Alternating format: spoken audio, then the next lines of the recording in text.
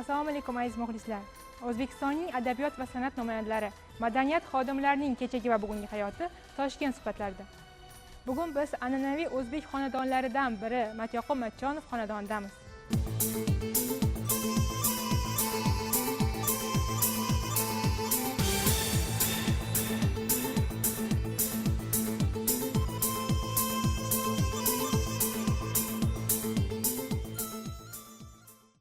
Assalomu alaykum.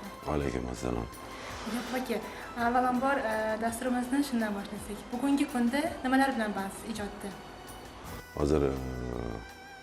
Hozirgi yosh ajoyib bir iqtidorli rejissyorlarimiz Said Muxtorov hamda Abduvohid ukamizni ikkita yangi filmi bor. Shu filmlar bilan ishlash jarayoni boshlangan. Ertaning, ya'ni suratga olish jarayonlari boshlanadi. Ssenariylar bilan ishlash davom qildik. Asosiy hozirgi shu oyda qilingan ishimiz shu. Undan tashqari teatrda menga 4 yil institutda tahsil bergan ustozimiz, ajoyib inson, ajoyib ustoz Arsen Fazilullah Ismoilov bizning teatrimizda nomi o'tsin Gerostrat degan bir grek afsonasi asosida pyesa bor. Shuni sahnalashtiryaptilar. Xudo xolasa mana shu asarda chiroyli bir obraz yaratish niyatimiz bor. Hozirgi kunda bo'ladigan ish planlarimiz mana shundan iborat. Hozirgi kunda ko'plab yosh ijodkorlar bilan hamkorlikda filmlarda, teatr sahnalarida o'ynamoqdasiz. Umuman yosh ijodkorlarning, yosh aktyorlarning ishlaridan qoniqmoqdamisiz? Albatta, hozir bilasiz, yoshlarga juda ham katta bir imkoniyat berilgan. Ba'zan ko'rib havas qilaman, biz yoshligimizda shunaqa imkoniyat yo'q edi. Mana bularga hozir imkoniyat juda ham katta. Istasa kinoda, istasa teatr sahnasida qo'rqmasdan yoshlarga katta bir mas'uliyatli obrazlarni yaratish topshirilyapti. Istasa mana spektakl o'zlari qo'yishlari mumkin. Endi o'zbek kinosi ham, agar kino to'g'risida gapiradigan bo'lsak ham, o'zbek kinosi ham bir ma'lum bir etapdan o'tdi. Ma'lum etapga kirgan bir paytda kinoga har xil odamlar kirdi. Istasa-istamasa ko'chadagi odamlar ham, kinoga umuman aloqasi bo'lmagan odamlar ham mayli havas qilishib, o'ynashda havas qilib kino olishdi. Lekin vaqt o'tishi bilan tomoshabin bilan farqiga borib qolar ekan. Qorasi qora, oqi oq bo'lib, sekin, lekin mashinlarning ichida ham ancha-muncha haligi teran fikrga ega bo'lgan, mustaqil bir o'zining bir dunyo qarashiga ega bo'lgan, professional darajada sekin yuksalayotgan ancha bir yoshlar bor. Men endi ularni sanab o'tirish o'rni emas, chunki bittasini aytsangiz, ikkinchisi esdan chiqib qolishi mumkin. Lekin bu narsani aytish kerakki, hozirgi paytda yoshlarga havas qilsa arziydigan darajada ish bo'layapti. Ishlayman desa, hozir qancha ish qilaman desa, san'at sohasini nazarda tutyapman. Ish juda ham ko'p. Qancha ish ko'p bo'lsa, bilasiz, raqobat bor joyda har doim haqiqiy narsa ijod bo'ladi. Shunga mana bu ijodkor yaxshi, mana bunisi yaxshi emas deb men ularga baho bera olmayman. Tomoshabinning o'zi biladi. Baho berishga bizning haqqimiz yo'q. Kezi kelganda yordam berishga haqqimiz bor albatta. Lekin men hozirgi yoshlardan juda ham xursandman. Shunchalik san'atning yo'li o'zi bilasiz, juda ham og'ir yo'l. Og'ir yo'l bo'lishiga qaramasdan shu yoshlar shu san'atning yo'liga kiribdimi? Demak, bularning bir dunyo qarashi insoniy tomondan shakllanishiga bir katta bir kuchi bor, ichida bir ichki bir kuchi borligidan dalolat beradi. Chunki yengil-yelpi ishlar qilib pul topish, yengil-yelpi ishlar qilib bir ma'lum bir martabaga egalik qilish ham mumkin edi. Lekin bular yengil ko'chadan emas, balki o'sha o'zining past balani ko'proq ko'chadan, o'sha og'irroq ko'chadan o'zini bir ertaning kelajagi uchun ketishyaptimi san'at yo'lida. Albatta bularga havas qilsa arziydi. Bularning hammasini haligi nima deydi, ma'naviy jihatdan albatta bularning hammasini sizlarga bir ish ishonib qo'llab-quvvatlash kerak. Birovni to'y bo'lsa, Xudo tarafdan kelganlarga ham shunaqa qiladimi? Ha? Javob keladimi? Xo'p bo'ladi. Mas'uliyat bormi sizlarda? Qaysi ishga qo'l ursalaring doim ishkal, devor qursalaring ag'anasa, kasalxonani aytmasa ham bo'ladi. Yana qaysidir ishlaring bor, qayoqqa yozib qo'ygandim. Hammaylik shart emas. Qayoqqa borsalaring alg'ov. Tavba qildim. Yoshlaring bir joyga borib qo'ygan bo'lsa, bu yog'iga shumlik tashlasalar ham bo'lardi. Uyat emasmi? Yana tag'in mahallani oldi odamlar ya? O'zi hayotingizda biror narsani qoyil qilganmisizlar?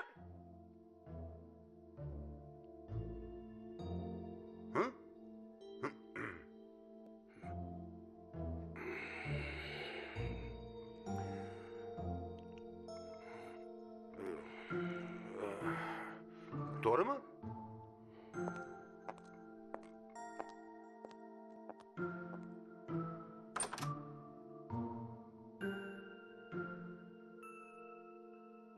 U haqiqatda ha endi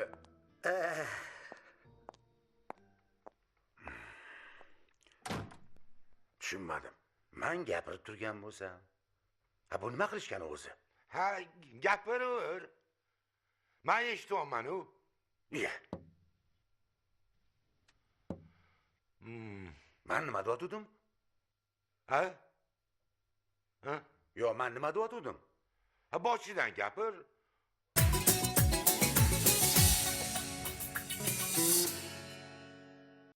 Bugungi kunda o'zbek va jahon kino sanoatiga qanday baho berasiz?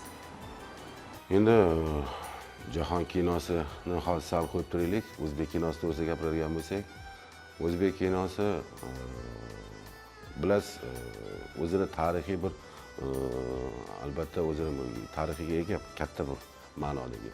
O'zbek kinosi juda ham bir dunyoga mashhur filmlar ko'p yaratilgan. Mustaqillikdan keyin albatta bu shakllanish boshqa bir yo'nalishga ketyapti. Hozir o'zbek kinosiga turtki bo'lgan narsa, umuman O'zbekistonda kino san'atining rivojlanishiga turtki bo'lgan narsa albatta bu nodavlat filmlar bo'ldi.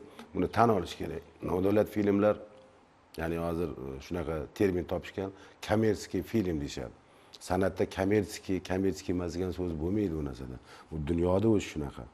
Lekin bu filmlar bilasizmi, o'z navbatida o'sha davlat tomonidan olinadigan filmlarni saviyasini ko'tarilishiga ham turtki bo'lyapti. Chunki tomoshabinni aldab bo'lmaydi. Tomoshabin qaysi yaxshi, qaysi yomon o'zi ajratib oladi. Undan keyin tomoshabinga farqi yo'q. Bu davlatning byudjetiga olinyaptimi? Yo bo'lmasam bir qaysidir bir частный, ya'ni nodavlat kommersiy strukturaning film mablag'iga olinyaptimi? Buni hammasi tomoshabin uchun bitta film, o'zbek kinosi deb ataladi. Shuning uchun o'zbek kinosi mana o'ziga yarasha sekin-sekin haligi oyoqqa turish etapi ketyapti hozir. Mana hozir yosh ajoyib rejissyorlar, ajoyib aktyorlar, operatorlar paydo bo'lishyapti. Bular ish jarayonida, raqobat davomida sekin hammasi kelib ketib, haqiqiy ijodkorlar qoladi bu narsa. Dunyo kino san'atida ham xuddi shunaqa bo'lgan bu narsalar. Vaqti kelib bizning filmlar shu Oskar festivallariga nominant bo'lar, balkim laureat bo'lar. Xudo xolasa ko'raylik shularni. O'sha Kann festivali xalqaro dunyo miqyosidagi festivallarga chiqar, sovrinli o'rin olar. Chunki bunga bu o'rinlarni olishga bizda potensial bor, ijod kuchi bor, texnikamiz yetarli.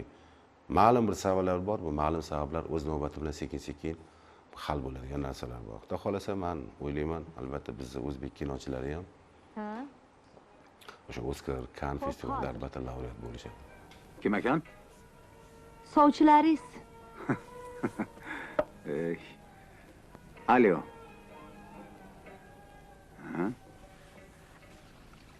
Nima?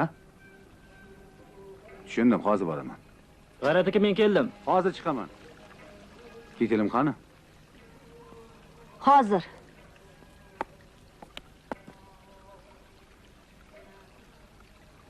Yaxshi o'tir. Yaxshi boring, havaskor pensioner.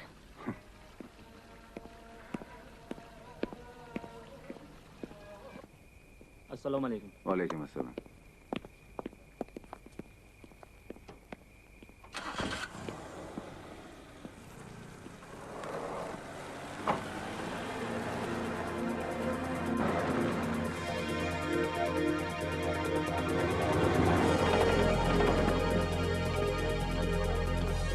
Assalomu alaykum. Va alaykum assalom. Salomatimisiz? Yaxshimisiz? Yaxshi. Salom Ahadov. Mana shu muhim ish sizga topshiriladi. Ahadir sizga yordam beradi. Zo'r xodim. Omad tilayman. Tushunarli. Rahmat. Muvaffaqiyat. Rahmat.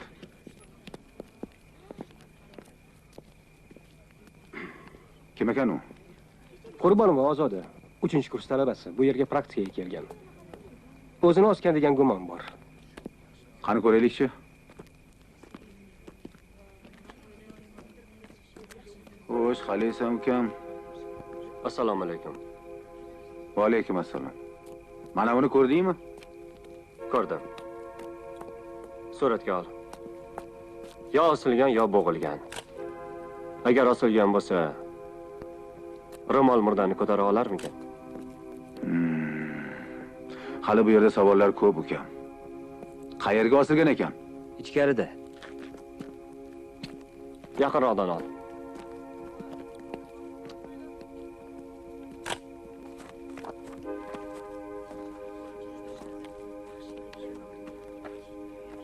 Mana bu yerga. Naro turinglar dedim.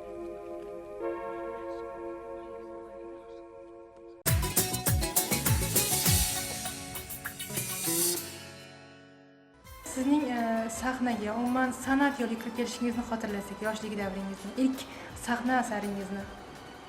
Mani o'z san'atga kirib kelishim juda ham qiziq bo'lgan. Sababiki maktabda o'qib yurgan kezlarimda umuman san'atkor bo'laman deb orzu qilgan emasman. Endi san'atga kirib qolish yo'li o'zi bizani oilamizda, oilamiz juda ham katta, 6 ta ukamiz. Bironta odam mendan boshqa san'at yo'lini tanlagan emas. Menimcha san'atga kirishimga shu qaysidir ma'noda onamlar ham sababchilar, chunki onam Alloh ish qilib umr bersin u kishiga hozirgacha ham davraga kiradigan bo'lsalar, o'sha davrada o'tirgan ayollarni o'ziga qaratib, juda ham nihoyatda so'zamon, nihoyatda chiroyli ovozlari bor. Ba'zi bir san'atkorlarimiz xafa bo'lishmasin, lekin alla aytish darajasini, kelin salom aytish darajasini shu oyimdan kelib o'rgansa ham arziydi. Shulardan yuqqan bo'lsa kerak, negadir bir to'satdan 9-10 sinflarda o'qirgan paytimda san'atga nihoyatda bir qiziqish ortib qoldi. Sababiki bilasizlar, yoshlar o'qib yurgan paytda o'ziga bir ma'qul bo'lgan kasb ko'rib qolsa, albatta shuni qilgisi keladi. Shofir yaxshi muomalada bo'lsa, shofirlik qilgisi keladi. Vrach yaxshi muomala qilsa, vrach bo'lgisi keladi. Men ham shunaqa edim. Goh vrach bo'lardim, goh milisa bo'lgim kelardi, goh uchuvchi bo'lgim kelardi. Keyin 9-10 sinfga chiqqanda qarasam, bu kasblarni hammasini birlashtirgan bitta kasb bor ekan. U ham bo'lsa aktyorlik kasbi ekan. Shuning uchun aktyorlik kasbini tanlab shu yo'ldan ketdim. Ya'ni sababchisi onangiz bo'lganlar. Albatta san'atga bo'lgan mehri albatta birinchi bo'lib onam, balkim o'zlarini o'sha emizayotgan paytlarda allalari bilan o'tkazgan bo'lsalar kerak. Albatta birinchi ustozim onam bilan.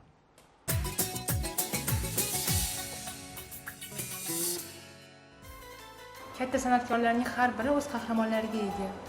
Sizning o'zimniki deya olgan rolingiz bormi? Ya'ni demoqchizki, eng yaxshi ko'rgan, sevgan rolim. Bu rollarim endi rollarim deb aytsam, bir katta bir qanaqadir bir maqtanchoqlarga ketib qoladi-yu. Bilasizmi, katta auditoriyadagi tomoshabinga tanitgan bu obrazim bor. O'sha bozor ko'rmanligi ko'rmagan yigitdagi dadaxon bo'lsa, lekin men uchun hozirgi paytgacha eng sevimli obrazim o'sha otasini qizi spektakldagi Erkin obrazidir. Men negadir bilmadim, chunki birinchi rolim bo'lgan ekanmi. Mana shu ikkita obrazimni eng o'zimga yaqin, o'zimga sevimli, haddan tashqari sevimli. Endi 4-5 ta farzandingiz bo'lsa ham, ichida ikkitasini sal boshqacharoq ko'rasiz. Shunga o'xshagan bo'lsa kerak-da. Deyarli hamma rol men uchun qadrli, men uchun qimmatli. Tozalaydi. Undan keyin choyni to'yib bir ichsangiz, mazza qilib terlaysiz. Terlaganingizdan keyin badandagi butun g'ubor chiqib ketadi otam. O'tiring. O'tiring. Xo'sh, tinchmisiz, baquvvatmisiz ish qilib? Sog'lig'i yaxshimi? Tinchmisiz? Baquvvatmisiz? Salomatlik qarang, salomatlik. Salomatlikda gap ko'p otam. Burungilarning gapini bilasizmi? Salomatlikni asragil xasta bo'lmasdan burun deb qo'yishibdi. Meni bir qozoq tomirim bor. O'sha shunaqa deb yurardi. Eng avvalo dan sog'liq, so'g'in 10 sog'liq. Ya'ni bu degani eng avvalambor salomatlik, ana undan keyin 10 ta qo'y degan ekan. Tashay otam, tashay. To'g'ri otam, salomatlik bo'lmasa ko'zingga qo'y tugul bolachaqa ham ko'rinmaydi. Cho'la qo'ying. O'taginam. Surayon, nima bola? Muncha sergap. Voy dadangni fe'lini bilasan-ku, maqtanchoqlarni yoqtirmaydi. Bilmasam, Murodjon akam bosiqqina andishali yigit degandilar. Voy, Murodjon o'zi kelaversa bo'lar ekan. Sir ochilib, sharmanda bo'lmasang ko'rgaydi. Yaxshi, ma'ni o'lim boblagan ekansiz, otam. Tizi, rahmat.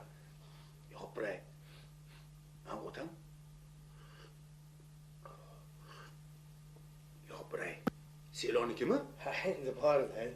Qoyil. Bu deyman, ba'zi tanishlardan bor ekanda. Ha, otam. Ha, yaxshi. Ba'zi tanish bo'lgani yaxshi, otam. Tanishing bo'lsa, manaqa choy ichasan. Tanishing bo'lmasa, qaynagan suvni ham zo'q ichasan, otam. Xo'sh, bir kelib kelsin kerak ekansiz. Mana kelaman deyman, hech qo'l tegmaydi. Ishsiz mamnundoq.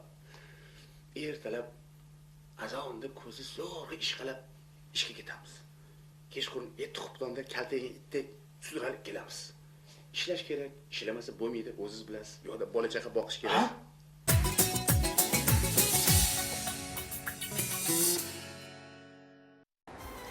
Sizni hozirda filmlarda ko'plab otalar rolida ko'rmoqdamiz. Ba'zan tadbirkor ota, ba'zan masalan ko'proq jiddiy rollardasiz. Endi otalarni o'ynayapsiz. Endi yosh yigitlarni o'ynashga yoshimiz o'tib qoldi. Bundan buyon faqat otalarni o'ynaymiz. Nima qilardik endi? Kino shunaqa narsaki, kinoda grim qilib yoshartirib bo'lmaydi.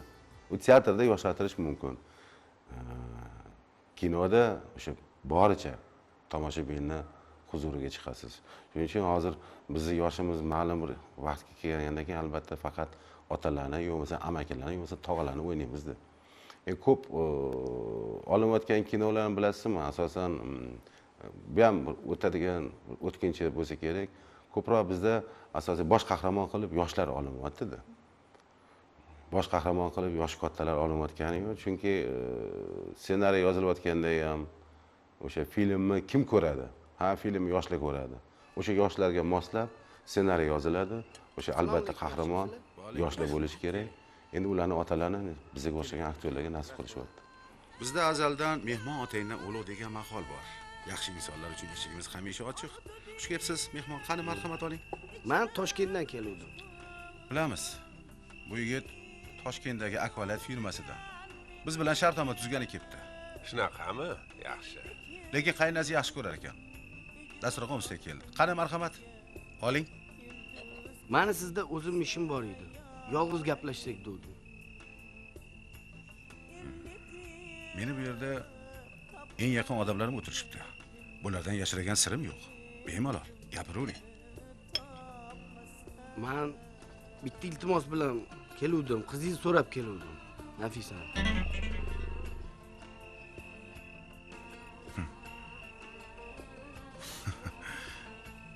Gapingizga tushunmadim. Sal tushuntiribroq gapiring. Qisqasi, qizingizni qo'lini so'rab keluvdim. Ye? Tom ketganmi buni? Ko'chaga olib chiqib tashlaymi Rahim aka? Rahimjon. Bu yigit shunchalik yurak yutib bostirib kelibdi. Demak, dardi bor. Menga qarang ukajon, siz o'zi kim bo'lasiz, nima ish qilasiz, bilsak bo'ladimi? Mana ko'rib turibsizlar, oddiy bolaman. Firmada menejer bo'lib ishlayman. Ota-onangiz bormi? Otam yo'qlar. Oyim bitta singlim bor. Onam o'qituvchi bo'lib ishlaydi. Donaxon, hozir shunaqalarga ko'payib ketganda. Ha, nimasini aytasiz? Erta-indin to'yi bo'ladigan qizni otasini yoniga kelib shunaqa gaplarni aytgani uyalmadingizmi? Bu nima degan gap?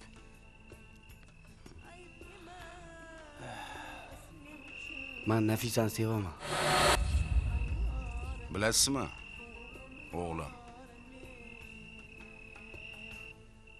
Meni qizimning ixtiyori o'z qo'lida. Men uni har doim ra'yiga qaraganman. Hozir o'zidan so'rab ko'ramiz. Sevaraxon. Labbay. Nafisani chaqiring. Chaqiring. Demak, firma, shartnoma bir bahona ekanda bundan chiqdi. Xoyil. Ay yoshlar.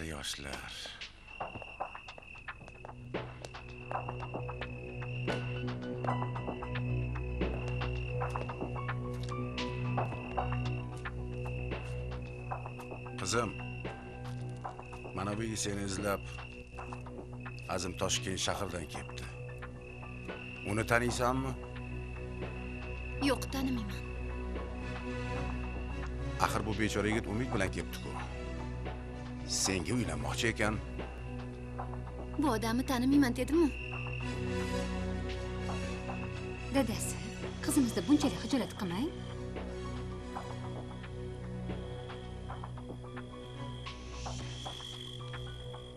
Dadajon, men uydan ketib, bilmagan holda ko'p ozor yetkazdim sizga. Endi faqat sizni aytganingiz bo'ladi. O'sha siz istagan odamga turmushga chiqaman. Faqat sizga ishonaman. Har holda meni bir buyumga aylantirib taqdirimni garovga qo'ymassiz. Qizim, meni birdan bir orzuim seni baxtingni ko'rish. Men seni hech qachon majburlab, zo'rlab turmushga bermayman. Bora qol.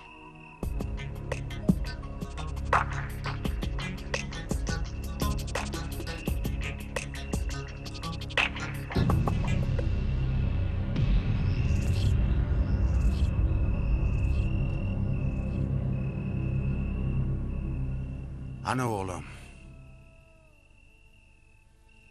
O'zing eshitding. Qizimizga zorimiz bor-u, zo'rimiz yo'q o'g'lim.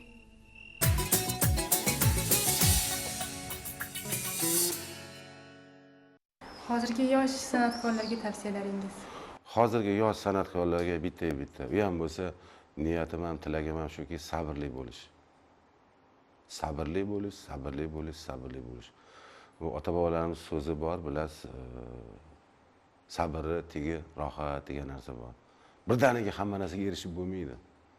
Birdaniga haligi, endi bilasiz, endi san'atkor albatta bir xalqqa yaqin bo'lish kerak, xalqqa ichida bo'lish kerak. Ya'ni ko'chaga chiqqanda siz tanilish kerak. Endi men san'atni yo'lda shuncha yuribman, hech kim meni tanimaydi deb san'atni tark etib ketish bu yaxshi emas. Buning uchun sabrli bo'lish kerak. Sabrli bo'lsa hamma narsaga erishadi. Muxlislaringizga tilaklaringiz? Muxlislarga tilak faqat bitta. Bu ham bo'lsa sog' bo'lsin, salomat bo'lsin. Endi biz san'atkorlarni qilgan ijodini to'g'rilicha qabul qilsin. Yaxshi bo'ladimi, yomon bo'ladimi? Bitta narsani esdan chiqarishmasin muxlislarimiz. Ijodkor ijod qilyaptimi? Bu o'zi uchun emas, muxlislar uchun. Shuning uchun yaxshimi, yomonmi? Uni qabul qilishsa, to'g'ri baho berishsa, biz xursand bo'lardik. Samimiy suhbatingiz uchun rahmat. Sog' bo'linglar. Sizlarni ham